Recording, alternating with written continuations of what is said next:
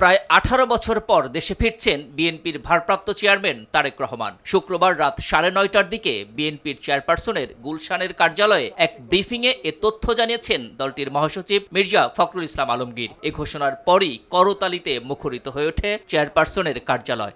জনাব তারেক রহমান আমাদের দলের ভারপ্রাপ্ত চেয়ারম্যান, তিনি আগামী 25শে ডিসেম্বর, আমি আবার রিপিট করছি যে আগামী 25শে ডিসেম্বর তিনি ঢাকার মাটিতে আমাদের মাঝে এসে পৌঁছবেন।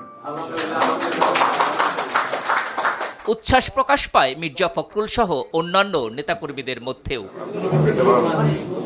2007 সালে 1/11 পট পরিবর্তনের পর গ্রেপ্তার হন তারেক রহমান। 2008 সালে কারাগার থেকে মুক্তি পেয়ে চিকিৎসার জন্য সপরিবারে যুক্তরাজ্যে যান। এরপর থেকেই লন্ডনে অবস্থান করছেন ভারপ্রাপ্ত চেয়ারম্যান।